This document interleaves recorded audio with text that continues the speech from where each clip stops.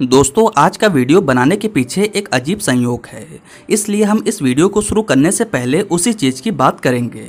आपको भूल भुलैया या चंद्रमुखी फिल्म तो याद ही होगी, जैसा कि आप जानते होंगे, और हमने इस वीडियो में ऑलरेडी इन फिल्मों का इतिहास बता भी रखा है कि ये सभी फिल्में मलयालम फिल्म मनी चित्रा थाजू की रीमेक थी।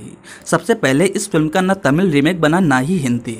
सबसे पहले इस फिल्म के कन्नड़ा डबिंग राइट्स बिके और फिल्म को साल 2004 में कन्नड़ा में आपता मित्रा के नाम से रीमेक किया गया, जहां फिल्म के लीड हीरो थे डॉक्टर विष्णुवर्धन और फिल्म में नागावल्ली के रोल में लीड एक्ट्रेस का रोल निभाया था सौंदर्या ने। आगे चलकर फिल्म का सीक्वल आपता रक्षका के नाम से बनाया गया, जहां फिल्म में लीड हीरो के तौर पर डॉक्टर विष्णुवर्धन साहब थे और लीडिंग एक्ट्रेस के तौर पर किसी एक्ट्रेस को कास्ट करना बहुत मुश्किल होता जा रहा था, क्योंकि पहली ही फिल्म के दौरान लीडिंग एक्ट्रेस सौंदर्या की एक प्लेन क्रैश में डेथ हो चुकी थी और ये माना जाने लगा था कि ये फिल्म शापित है और नागावल्ली के श्राप की वजह से उनकी डेथ हुई थी। इसी के चलते फिल्म के सीक्वल में बड़ी बड़ी एक्ट्रेस ने काम करने से मना कर दिया।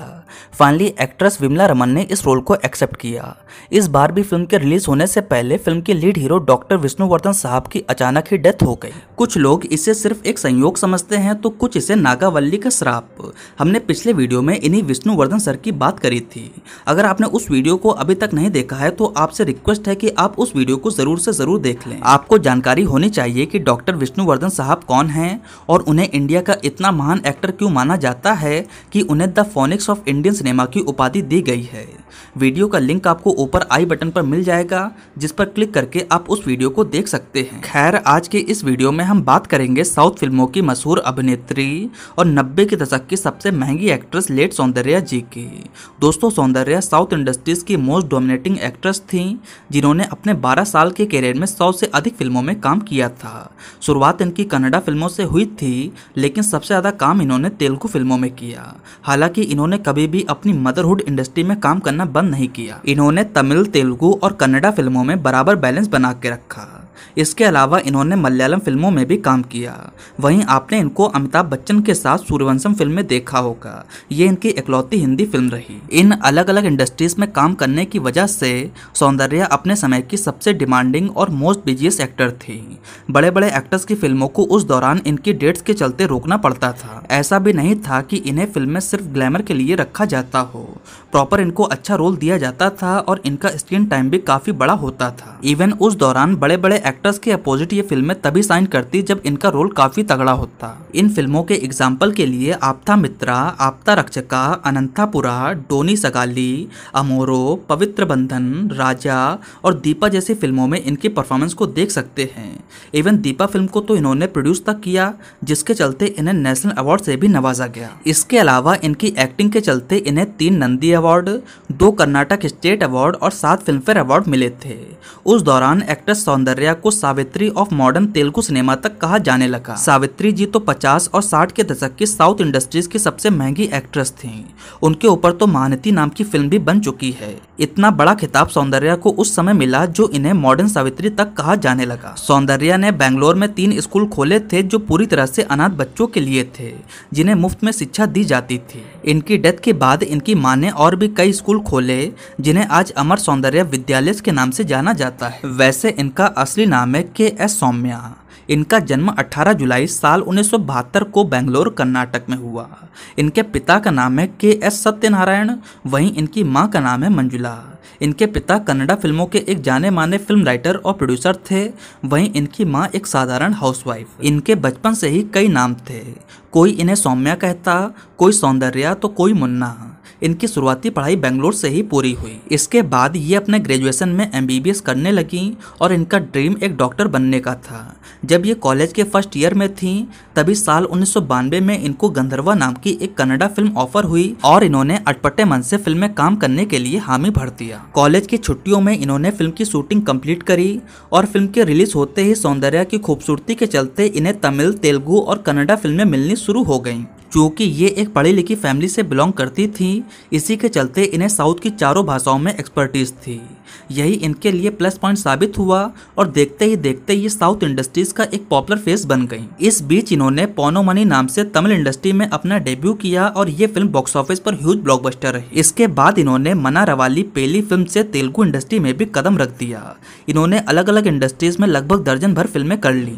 ये फिल्मों में काम जरूर कर रही थी, लेकिन इस फील्ड को लेकर इतना श्योर नहीं थी। ये अभी तक कोई डिसीजन नहीं ले पाई थी और अभी भी सौंदर्या को MBBS पर ही मेन फोकस था। इस बीच इनको कार्तिक, सुपरस्टार कृष्णा, नागार्जुना, वेंकटेश, रजनीकांत और कमल हसन जैसे एक्टर्स के साथ स्क्रीन शेयर करने का मौका तो मिला, लेकिन इन फिल्मों में ये सेकंड लीड एक्टर्स के तौर पर ही नजर आई।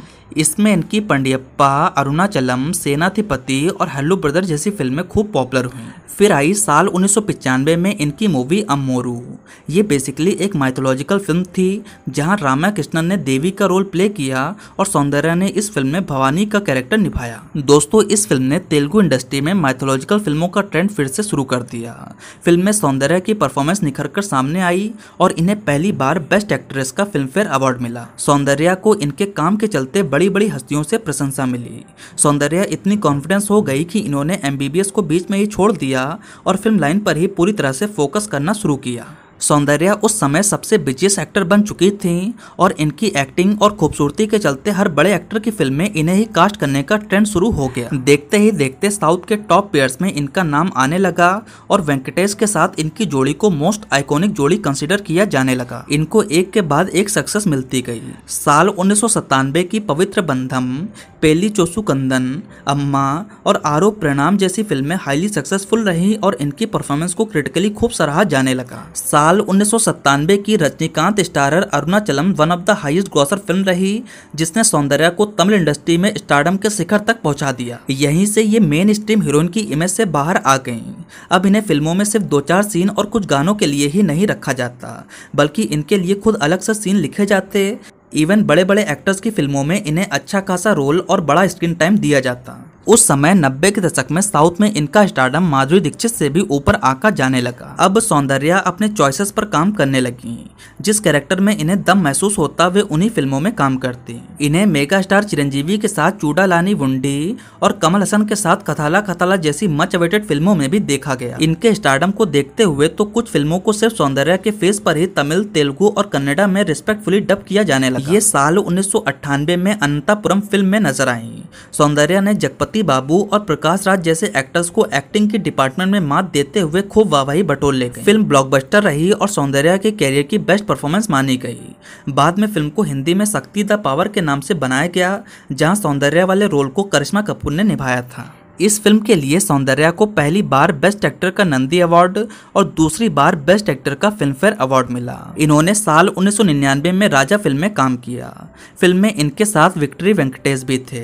यहाँ एक और ब्लॉकबस्टर फिल्म इनके हिस्से आई और इनके काम को काफी ज्यादा अप्रिशिएट किया गया। इसके अलावा रजनीकांत सर के साथ पड़ियप्पा, नागार्जुन के साथ आजाद, प्रेम को वेलायारू और प्रेम को स्वागतम जैसी फिल्में सौंदर्या की परफॉर्मेंस के लिए ही जानी जाती हैं। इसी साल इन्होंने सूर्यवंशम फिल्म से बॉलीवुड में अपना डेब्यू किया और ये इनकी इकलौती हिंदी फिल्म रही। सन 2000 में ये मेगा स्टार चिरंजीवी के साथ अन्या, वेंकटेश के साथ जयम मनादेरा और निन्ने प्रेमिस्ते जैसी बड़ी बड़ी फिल्मों में बड़े बड़े एक्टर्स के अपोजिट नजर आईं। सौंदर्या को उस समय टॉप एक्ट्रेस कंसीडर किया जाने लगा और ये एक फिल्म में काम करने के लिए काफी मोटी फीस चार्ज कर रही थी।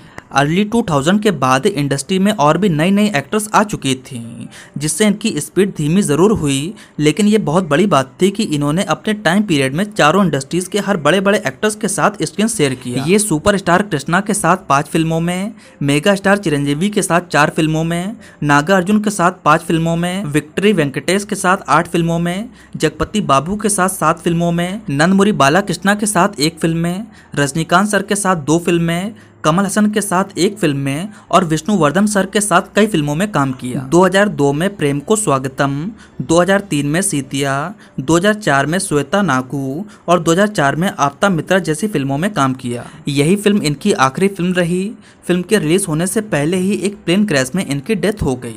बात करें इनके मैरिटल स्टेटस की तो इनकी शादी 27 अप्रैल 2003 को GS रघु जी से हुई थी, जो कि पेशे से एक सॉफ्टवेयर इंजीनियर हैं। विष्णुवर्धन सर की तरह इनकी भी डेथ फिल्म के रिलीज होने से पहले ही हुई थी। आपका इस पर क्या टेक है, हमें नीचे कमेंट सेक्शन में जरूर बताएं।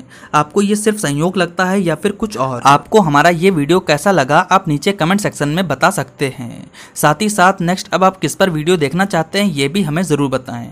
अगर आपको मेरा वीडियो पसंद आया हो तो प्लीज लाइक करें, कमेंट करें और मेरे चैनल को सब्सक्राइब करें। आपका बहुत बहुत धन्यवाद।